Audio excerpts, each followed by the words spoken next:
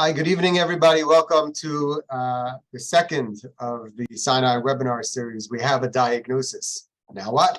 I'm looking forward to sharing some thoughts, some ideas with you, brainstorming with my colleague, Ms. Karp, who I'll introduce in a moment.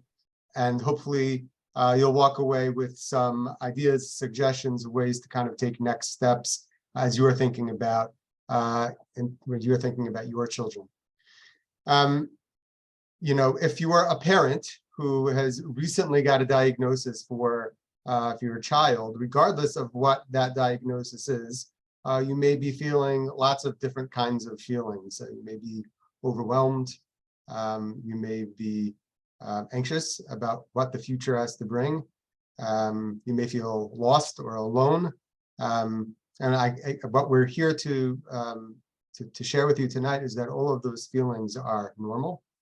And that hopefully through tonight's presentation, you will feel validated and also have some really practical takeaways on how to take some next steps. First thing is, and I hate to disappoint anybody here, but when we talk about tonight's title of "We Have a Diagnosis, Now What?" With a big question mark afterwards, I could tell you now we're not going to have an answer. Because each one of you is a parent of a very unique child with lots of different diagnoses. And even if I were giving a talk on how to deal with children with a particular diagnosis, every child, even with a particular diagnosis, is very, very different from one another. And so it's hard for us in this kind of format to answer questions to answer these questions in a very targeted way. But what I do promise to be able to offer for you is in a general way, think about kind of, some next steps.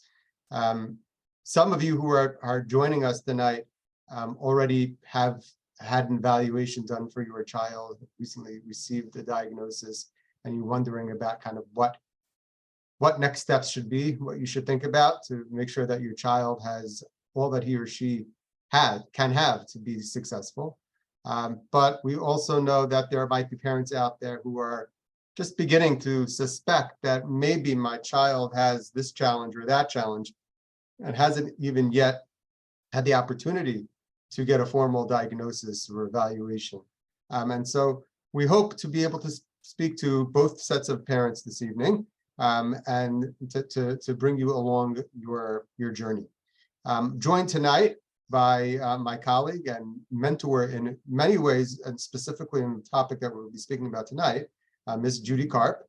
Ms. Karp is the Associate Dean of Sinai Schools, and we've been partnering together for decades on lots of different issues, and particularly, the topic that we'll be talking about tonight in terms of how to help parents, maximize all of the supports that are out there and help their children reach their potential. Lastly, before we start and get to the meat, is please note that on the bottom of your screen there's a Q&A button. Please feel free to click on there and ask any questions you'd like. We will do our best to leave some time, a few minutes at the end of tonight's discussion, to address as many questions as possible. So, Ms. Karp, welcome. Thanks for welcome to you. Thank you. I think the good place to start is really the most basic foundational feeling that parents often have when they first get a diagnosis, is that like no one really gets me. No one can possibly be feeling what I'm feeling very alone, which is very painful. But we know. As professionals, and having had the opportunity to speak with so many parents, that practically that's not true, and that there's a community of people out there. And so, what are some of the things that when you speak to parents for the first time and they're struggling with kind of, I don't even know who to talk to, I don't even know where to start, and we just got this diagnosis and I want to do everything I can, but what do I do? What are some of the things that you bring up with parents that are helpful? Okay. I think that is a good place to start. And I do want to say that we are speaking to parents tonight but we also may be speaking to grandparents or to other caretakers who are involved with children who have special needs. So the first, to me, such an important theme is for people to understand that they are not alone. They may feel alone, and that's a hard place to be. And the way to help yourself move down this path is to find a group to join. And we're going to be talking about different kinds of groups that you can join that will make life easier for you and lessen your feelings of isolation. So the first thing I would suggest is that now that you have this diagnosis and you have some kind of name put to the issues that you see with your child, is the easiest, quickest thing to do is just to Google that diagnosis. Now, that has pros and cons, and we have to be very careful with that because there's way too much information out there, and we all become easily overwhelmed with information on the internet. So I would encourage you to find a website or two, start to read them. If something grabs you, looks interesting to you, sounds like it relates to you, then stay with that website. You don't need 10 different websites to find a professional group that will help you. If you Google help for parents of children with an autism diagnosis, Aspen is going to pop up. So Aspen is a great place to start. There are many professional groups that will give you the information that you need to start. So you're looking for a professional group as one group to join. In a very different way, a parent group can support you by offering certainly empathy, because parents have experienced some of what you're experiencing, but also parents have such practical, real life knowledge that they can share and help as you have such specific kinds of questions about how to just get through your day. So I would encourage you to try and find a parent group as well. And between a professional group and a parent group, that really may give you a high quality of support. I'm thinking about the different levels of support. You're talking about the professionals and even parents who are in the know, who've kind of been there, done that, and can guide a little bit. But for some of our parents, that's a hard step to take as well, because it's really putting yourself out there with a group of strangers. And I know that sometimes our parents find it helpful to actually confide in and find support from their friends and family. And while that is in itself sometimes a hard thing to do, you as parents know who are the people in your life who you could rely on, in any kind of situation. We all have those people. And even though it's hard to say, I just found out that my child has this diagnosis or that challenge, they want to be there for you. And it's important to not only identify those more formal groups, the professional groups, the parent groups that are there, but also your people, the people who are going to be a support to uniquely you. And that could be powerful as well. Yes. So just to piggyback on what you're saying, it's important for parents or a couple to create a support system that will not only help them with their child, but will support their own emotional well-being. So whether that is your closest friend, whether that's your parents, whether that's your therapist, everybody needs support.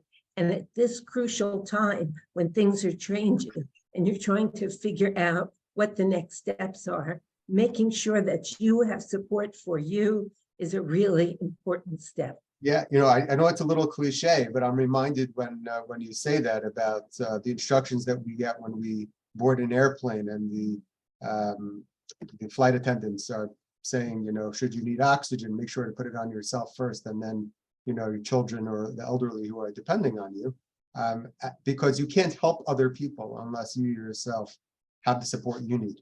And I think that that's true with a lot of things in life, but certainly in tonight's discussion as well. It's very overwhelming, and we know there's so much at stake, and you want to do everything right, and there's so much pressure, especially we'll talk later about timing and early intervention and all that. And it's important to just take a step back and make sure that you have the bandwidth and support to be able to support your kid. So Absolutely. One of the other things that I think about often as parents are speaking to us about some of these issues, what do I do, is helping parents learn to become experts on their child. And some of that has, what to do with Ms. Karp, as you suggested before, about, going on websites and learning. But there are many other ways that we can help children, parents become experts on their children. We talk often about how the children that come to Sinai schools, the ones that are most successful are the parents who are good partners with the school, but on top of that, really understand their child. That's both in terms of their limitations and also in terms of their strengths and all of the gifts they have to bring to the world. And for us as a community to empower parents to become those experts, because even though they may not have the doctorate in front of their name, they ultimately are the ones who could and should be the experts. So I totally agree with what you're saying. Years ago, I worked with a mom who told me she had a master's in her son. And I would say that as parents are starting on this journey, right now, they have a bachelor's and they're looking to get the next step of knowledge to develop. You're being nice. I think some parents feel like they're just getting their GED, but that could be. But some of them, to recognize the strength of parents, they're going to move into the PhD space as well. Yeah. And I certainly agree with you that parents are the best advocates for their children. And it's so important for parents to be able to share what they know and to make sure that what they know is acted upon in various situations. But I would say the first place to start as you're trying to figure out your next degree in your child is to read about the diagnosis, to find books, to find websites that talk about the similar challenges that your child may have. Again, be forewarned of information overload. Once you find a book or a website that is helpful, stay with that for a while, absorb it, go back, think about what you've read, talk about it with your spouse or your friends or your parents. Think it through and process it and take the time to do that. This is not a sprint. This is a marathon. So take the time that you need to learn about the diagnosis. Then you want to talk to professional people. You want to talk to doctors. You want to talk to experts. And again, you want to talk to those parents who have real life experience with some of the issues that you are going through. It's important for families to learn what works best for kids who have similar challenges to their challenge. And like you said, Rabbi, each child is so unique. We have 200 kids in Sinai. Each one of them presents a profile that is different than other children. So it's important to find those specific techniques that work for children with similar diagnoses, and then to figure out how you're going to apply some of those things. The other part about becoming an expert is and again, this is a two-sided thing. You want to know what the professionals say is the long-term possibility for your child. But at the same time, that's just theoretical. That doesn't mean if it says someplace that children with this syndrome will never walk, that doesn't mean that that has to be your child. And I'm sure you've had similar experiences with me, that we have parents who come in to Sinai and say, they told me my child would never talk, would never walk, would never read. And look at him. He's fantastic. He dances, he reads, he does everything. So, everything, all the information has to be tempered with a large grain of salt as you sift through it and you apply it to your own child's situation. Yeah. It could be very, very overwhelming.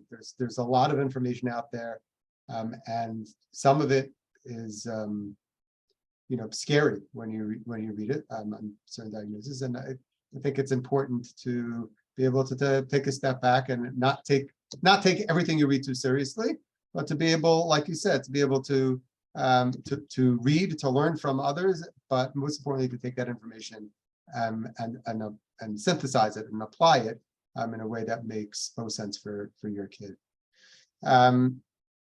We're talking a lot about how parents can get support and how parents can learn and become the experts in their children.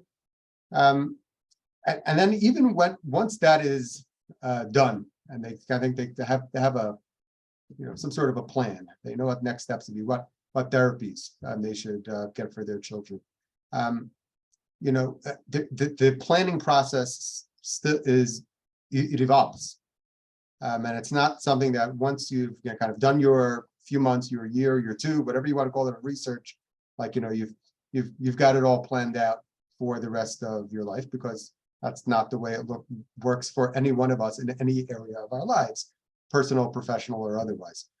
So when we talk about that ongoing planning process and pivoting, what are some of the challenges that parents discuss with you, and what are some of the supports and suggestions that we can give to this family, specifically when it comes to planning together with other people and making sure we're all on the same page. Right. So making sure we're all on the same page is a huge challenge, because parents are both hopefully doing their own research. Grandparents may have their point of view. You've got a sister-in-law who's in special ed. So there's so much information, even from those close to you. And it is important for parents to come up with something that they agree with. And it doesn't have to be 100% right or a perfect plan. That plan can get changed over time. But having a plan that both parents feel comfortable with is so important, because even if you're not feeling confident, you want to look confident to your child, and you want to express what needs to be done in a way that other people are going to take that information seriously. So sitting down with your partners and agreeing to where you want to start, what the next step should be, what the priorities are to me a really important place to start. I actually think the most salient point that you made right now is in terms of parents being on the same page for the sake of their child. Right, it's certainly true when you're communicating with schools, with therapists. You want to all be on the same plane. But children, regardless of what their challenges are quite intuitive, and can read their parents really well. And when they have two very different approaches to behavior management or setting expectations for school or whatever it is, it's not a recipe for success. So that's a really important point. Yes, a united front is very important in front of the children. Yeah. And again, that plan is not carved in stone. It's just a starting point. And everyone needs to understand that that's okay to change the plan. That's something we do at Sinai all the time. We come in with a plan. We think this is going to work. Lots of times it does, but if it doesn't, we have to be flexible enough and reflexive enough to go back and say, why didn't this work? What should we do differently? What does our child need? And how can we provide that in a better way? Yeah, I think, parents often struggle with wanting to make sure that they're not that parent, right? They want to make sure that they've got it together and they're realistic, and that the things that they've set for their child, the goals that they've set for their child, or the expectations that they have for school are, just right, not too hot and not too cold. And of course, that's not always possible, because life is always evolving. But there is that tension that we often hear from parents in terms of just, not wanting to underestimate their child, but at the same time, pushing them enough so that they'll be able to get to that next stage. And that's a balance that takes practice. And I think the word you used before, just be reflective, and to learn yourself and your feelings about your child's progress or lack thereof, but always being real. Yes. And that's hard. And that makes me think about the fact that it's going to be hard sometimes to balance the needs of everybody in the family, and for parents to consider adjusting some of the things they do. So if in your family, going out for a donut on a Sunday morning is something that everybody likes to do together, but you're recognizing that for your child with sensory challenges, that coffee shop may be too bright, too loud, too crowded. How do we change that? We don't want to give up going out for donuts. Maybe we don't all go out for donuts. Maybe we go earlier when it's not so crowded. But that, again, is a balance that parents are going to have to think about and make work for them, the rest of their kids, as well as the child with special needs. And that's not always easy. It's not always easy, and to state the obvious, but I think it's worth putting out there. That's challenging for any two people, even happily married couples, to manage, because each individual in a marriage is different and has their own personalities and expectations and worries and anxieties. But it's even that much harder when parents are divorced. That's true about parenting in general, but specifically when you have a child with disability, and specifically when you're trying to work so hard to have that unified front and to work together to be on one page, it takes that much more effort. We have seen many parents who have fought really hard for their kids, even though the relationship is hard, and it can be done, and I think we should encourage parents to strive for that. Right, and striving for that may mean that they can't do it alone. It may mean that they need a therapist or a family counselor who can work with them to set up the goals and help facilitate communication so that both sides are heard and all feelings are considered from all parties involved. Yeah. I mean, let's switch gears for a moment. I think one of the topics that's on many of the minds of our parents and our listeners is bringing other people into the discussion.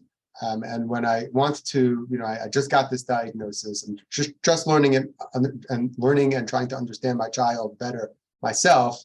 Now, how could I communicate what's going on with my close friends, with my close families? We mentioned earlier in our discussion, how we should, tap into those people because they're the people who really know us and those can be supportive. But it's awkward and it's uncomfortable, and we don't want people to look at us differently now, or to have, to not invite us to that event because they know how hard it is for us to manage with our child. And we don't want people to be walking around on eggshells and to be so sensitive. We just want things to be normal. But at the same time, we want to share this news, what feels like a burden, certainly in the beginning. And so I guess my question to you, Ms. Garp, is as you've had the opportunity to counsel parents who are struggling with this, what are some tips and ways that we can help parents succeed with this? So this is a huge issue, Rabbi. And when we look at our community, there is such pressure before we even get to kids with special needs. Just recently, a young parent shared with me how much pressure she felt as a parent within the community to make sure she was giving everything she could to her kids. And when a parent has a child with special needs, that pressure grows exponentially. So, but it's important to share this, even though it's going to be awkward and uncomfortable, certainly the first time we do this, but hopefully it will get easier over time. So the first thing I would say is decide who you're going to talk to first, because it's important to find someone who is generally supportive of you. We all have people in our lives who are more supportive and less supportive, and that's just the way it is. But finding that person who is really going to be a good listener and be there for you in a way that you don't feel judged is the best place to start. And that may be your parents, that may be your sister-in-law, that may be your next door neighbor who's a special ed teacher. Choose that person carefully. And then you need to be frank and you need to say, this is what's going on. I've been suspecting it for a while. I have other kids. I watched developmentally. Things just weren't, this child wasn't developing the way my other kids developed. So we went for some testing. And, this is what we learned about Moshe.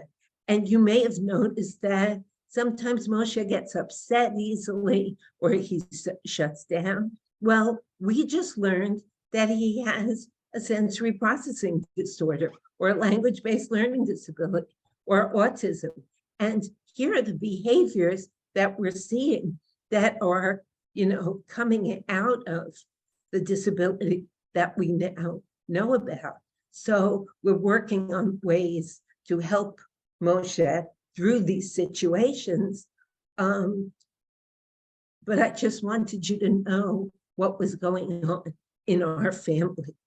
So, sharing with a family, where Hanukkah is coming soon. There are going to be a lot of loud Hanukkah parties that you're going to want to take your child to.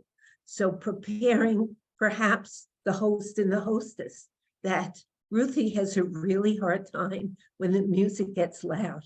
So if you notice that we go outside for a few minutes, that's just because we're teaching Ruthie. When things get too loud, we have a secret signal. We go outside. When she's ready, we come back in. So we've also are teaching Ruthie, and I would be very open, whether it's your sister-in-law, whoever's making this party, your sister, your brother, your parents, whoever it is. We're also working to teach Ruthie in advance. This is what this simcha is going to look like. And before we get there, let's just practice. Here's the first thing that's going to happen. Here's the next thing that's going to happen, and who's going to be with you, so that you have a plan to help your child through simcha, and you're sharing that plan with your family so that they understand you're really working on this stuff.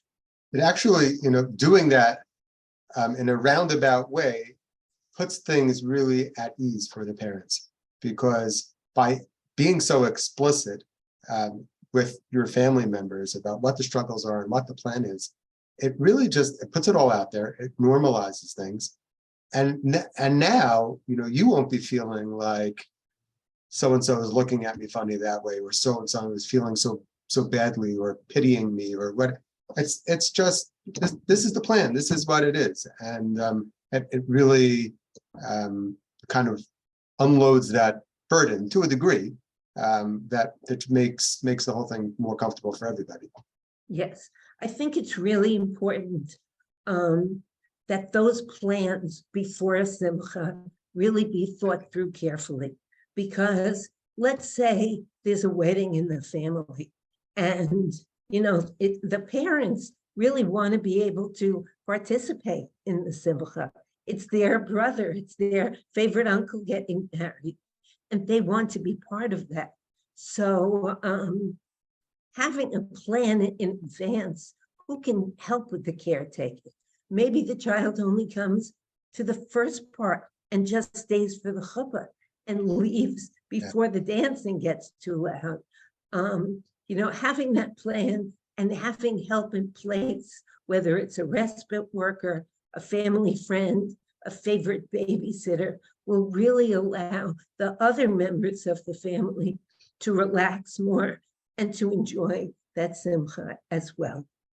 Yeah.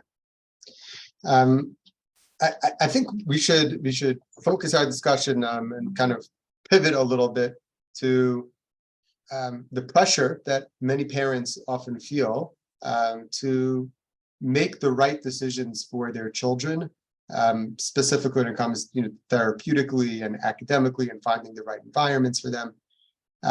And maybe at first, when they're given an evaluation, they're giving a diagnosis, it seems overwhelming. But when parents have had the opportunity to kind of, digest, do some of the things that we spoke about before, get support from people, read up, do what makes sense, then parents just they feel grounded. They feel like, okay, I'm ready to put together a plan, and then feel like, ooh, I still don't know where to start, even though I'm getting used to this and I'm accepting and I've shared with my family. And so, firstly, I just want to say to all the parents out there, that's, just to validate and explain that that's really, quite normal, that you as a parent who would be new to this diagnosis wouldn't necessarily have all the tools to make the right decisions from day one, and that could be overwhelming. But I hope that maybe we could, I know that we can, Ms. Karp, you and I kind of discuss some of the tools that we can give to parents, or that they can avail themselves of, that would help them really be prepared and confident for what that plan looks like for, going forward many years for their children. Yes. So again, this is a huge issue because it's so much information for parents to absorb. And like you said, they're new to this field. You and I are doing this for a long time. We've read hundreds of these reports. So the first thing a parent needs to do is to seek an evaluation, because, knowing that there are some issues is a good place to start. But parents need to know where the challenges are documented so that we can actually figure out how to remediate some of them. So seeking an evaluation from the district is a good place to start. If that's not an adequate evaluation, sometimes it is, sometimes it isn't, you can always go for a private psychoeducational evaluation. Right. I was just going to mention that we're talking so much tonight about, the diagnosis. We have a diagnosis, now what? And diagnosis is helpful, but, diagnosis is like saying, I have a cup of coffee. I mean, the cup of coffee can taste a million different ways. Down syndrome means a lot of different things. Autism means a lot of different things. And so what I often tell parents when they share an evaluation with me, because they're interested if Sinai could be the right school for them, is, they highlight the diagnosis. And I said, okay, like, thanks for sharing that with me. But really what's more important are the details. How is your child, learning? How is it doing socially? What are the nuances of all of that? And there are some, you were talking a moment ago about how some evaluations, there are evaluations and there are evaluations, right? Some are Right. quality evaluations and others aren't. And I think what distinguishes those two, at least from a professional's perspective, but I believe in, from a parent's perspective as well, is, does it really give me recommendations? Does it really give me practical suggestions on what to do next? Does it explain to me the nuances of who my child is? Or does it just say your child has Down syndrome and is reading at a second grade level, right? Yeah. That's not so helpful. I think what you're saying is so important, because if the report doesn't speak to me as a parent and doesn't look like my child or sound like my child, then that's not going to be information that's helpful to me. It's really important. You know your child best. Parents may not know what things are called or the causes of these behaviors, but they do know what they're seeing. And if that report doesn't reflect what they are seeing, then they have a lot of questions, and they should go further to seek a higher quality evaluation. The person doing the evaluation can often be a tremendous resource to helping parents know what the next steps are, because they have now really, dug deep into understanding who the child is as a learner, the way they think, their, cognitive abilities, their possible learning disabilities. So finding that person who can help you, that you trust, is a really important. And those suggestions also evolve over time. I mean, I can speak for myself. I imagine this is, true of you as well, Ms. Karp. The suggestions that I've made to parents, 20 years ago aren't necessarily the same suggestions that I make now, even for a child with the same challenges, because we understand more about these different diagnoses, about the profiles of the children. And equally as important, there are so many other resources out there. There are new curricula, there are new behavioral approaches. There are lots of different schools, both within the Jewish community and the secular community. There's just so much more out there that the suggestions that are made by professionals have the opportunity now to be just a little bit more nuanced. Yes, Yeah. absolutely. Part of what a parent then needs to do once they have this evaluation is to begin to understand what are the best practices for a child like mine, or for a child with challenges like mine. And knowing what best practices are will help you figure out what your next steps are going to be. So, the next step is to get the therapies that your child is going to need, and to start as soon as you can. You don't wait. Start if the report says that you feel comfortable and you agree that your child has difficulty expressing themselves, talk to people, find the best language therapist that you can, and set your child up once or twice a week with language therapy. Once you have that first link, that professional may lead you to other professionals and to other needs that are highlighted in that report. But you don't have to do everything at once. Just start with baby steps.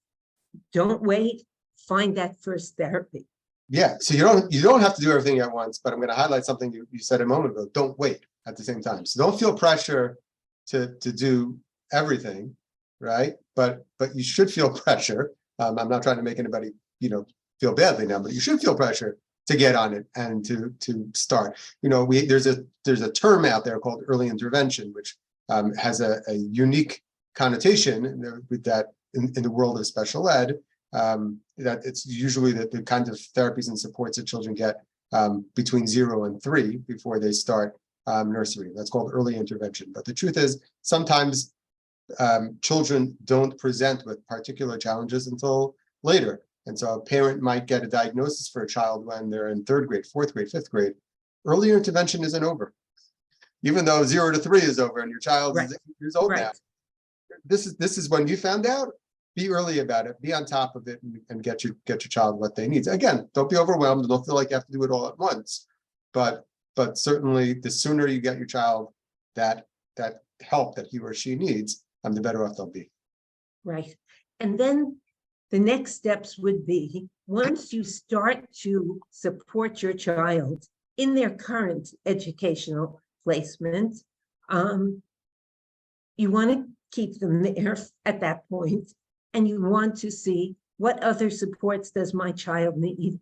So maybe they need physical therapy, maybe they need occupational therapy, they need social skills training, counseling, whatever that is. It's a good idea to get those supports in place as soon as possible, one after the, just start with one, then you get to the next one. And to set that up over the course of the school year to see how that impacts your child in their current school placement. You and I both talk to parents all the time who are so torn. Do I keep my child in their current school? Do I take them to Sinai? Are there other schools that are right for them? What do I do? This is a process.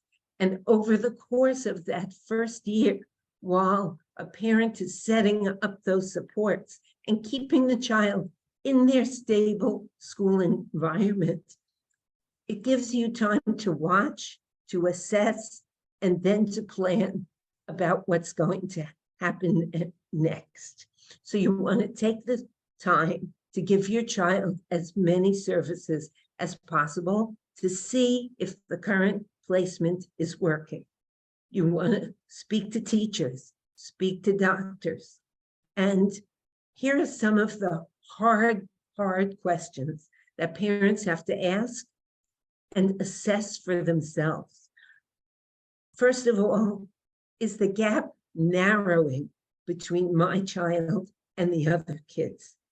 And understand, if your child is a year and a half behind in reading when they're in 1st or 2nd or 3rd grade, what is it going to take to get them so-called caught up or closer to grade level?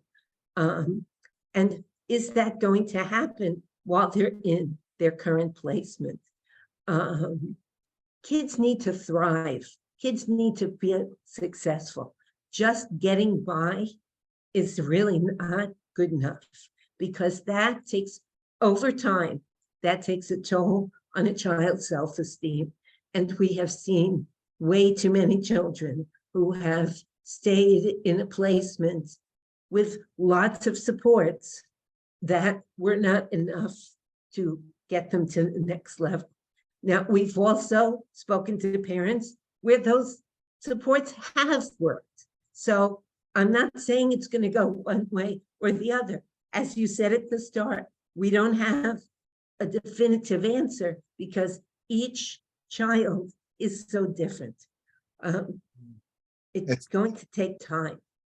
It is, and I could speak as a professional. It's very painful for us to watch when parents come in with their children years after they've received a diagnosis, but they have been misplaced or misunderstood, and now the child is, later in middle school or maybe even high school, and there are just so many layers of that onion that we have to peel back to even just begin to start working on the reading, on the social skills, on whatever it is that the particular challenges are that the student is experiencing.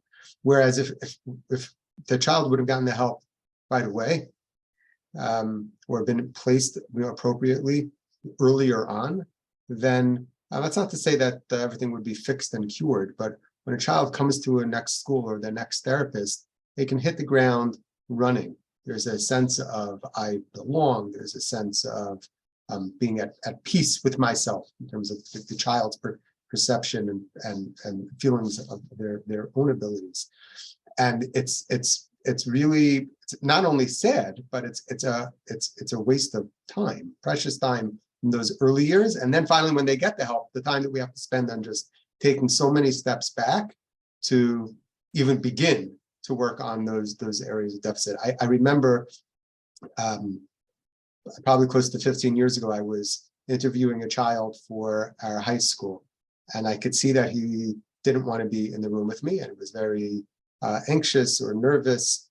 And so I was trying to make small talk and be cool and, talking about the Yankees or whatever it was. And finally, I was like getting into the a little bit more meat of our conversation. And I said, so tell me a little bit, I know school's like sometimes could be hard. Like, what's your favorite part of the day? I was, well, my favorite part of the day? That's easy. Now, I was expecting to say, recess, gym. My favorite part of the day is when I get on the bus to go home. Right. And shortly after it said, and of course, his least favorite part of the day is getting on the bus to come to Going to school. So that goes to the second hard question for parents. The first hard one is that gap narrowing? But the next one is just what you're saying. Is my child showing signs of anger, frustration, sadness, school refusal? We have to gauge the pain level that children may be experiencing in their current placement. And if they're happy and they're learning, then that's wonderful. But you were talking to a 9th grader, and he still didn't find his place in school. And, as a professional, as a parent, nobody wants to see that. We want to see kids achieve and feel good about themselves. And kids only feel good about themselves when they achieve. You can't just create self-esteem. It comes from achieving in school. And an achievement from the child's perspective is a relation of their own progress in relation to where everybody else is. And so if the bars are set appropriately and they're in an appropriate setting, they will achieve. Yeah. Absolutely. Before we wrap up, I want to be sensitive to everybody's time this evening. There are some questions and answers that I will share with the group and share with you, Ms. Carper. Maybe we could address them. So one question is, can you speak a little bit more about how to find parent groups and connect with them? With the school as a nexus for children with, for example, autism, can you play a shidduch role in helping parents find other groups in the community for mutual support? So I'll take a first stab at that.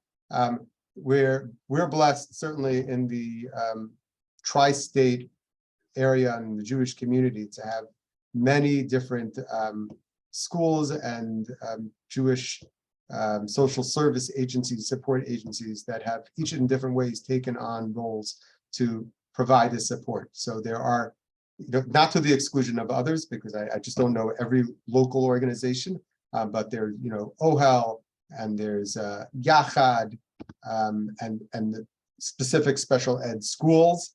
And even within your community, somebody was just telling me today about an inclusion committee that they have in their shul, which is meant to support parents of children with special needs. So there, I know that happens in many communities. So of course, if somebody has a specific question about, I don't know where the parent who asked this question, I don't know where you live or what the what the diagnosis or the struggles that your child has. If anybody has specific questions, feel free to reach out to either one of us, and we'll do our best to support you. But those are some of my initial thoughts. Ms. Karp, I don't know if you want to add anything. I think I mentioned Aspen before. That's a great place for parents who have children on the autism spectrum. We have Friendship Circle in our community. If your child has developmental disabilities, that's a wonderful community resource. Yachad is another wonderful community resource. There's also there are two. I'm sorry I didn't come prepared with the names, and I'm forgetting, but both Torah Umasora and OU have recently started referral services for parents of children with special needs, and I'm pretty certain that they also have these types of groups to refer. The Agudas is called Yahalom, and the OU, I'm sorry, I'm blanking on the name, but it's called Reach, and both of them are chock full of lots of resources that can help you get connected to parent groups as well. Okay, there is one other question which says, what can I say to the negative people? In my case, my in-laws, who keep saying my son just needs more discipline. They're good people, but they just make me feel like a bad parent. Ouch.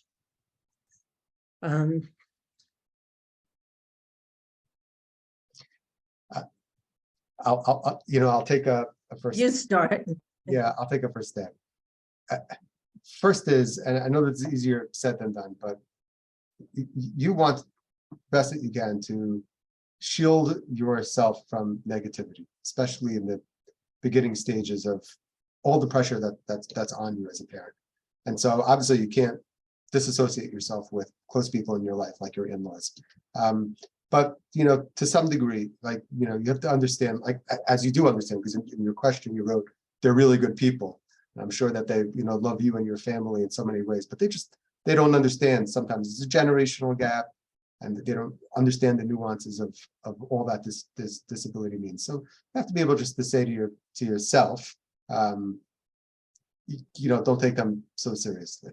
And that takes work. I mean, that's true about lots of different negative people in our lives that we can't necessarily just shut out.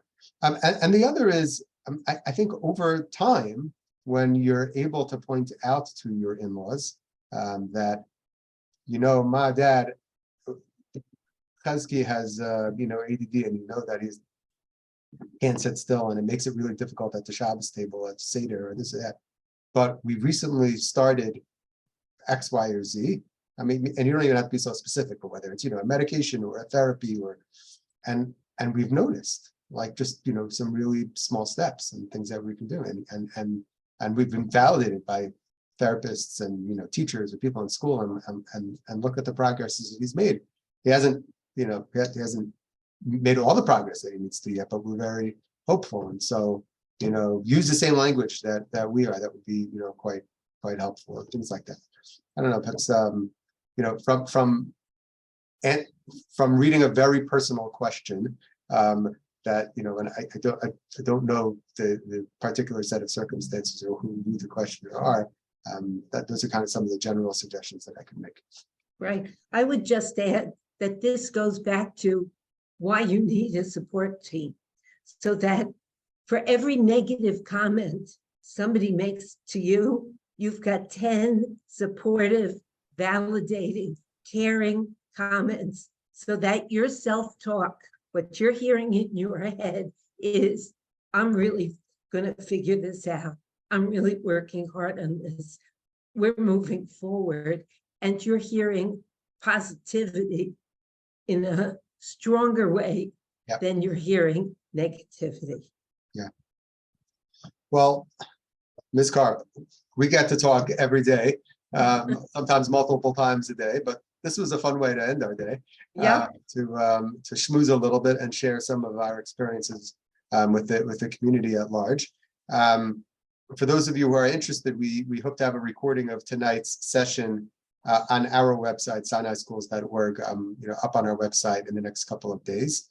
This is the second of a series of 4 webinars, and we'll put out there, you'll get emails, and we'll be out there on social media and in the newspapers, the next 2, which are coming up in the coming months. And also, feel free to send us questions through the contact form on our website. Ms. Karp or I will get back to you, within a day or 2.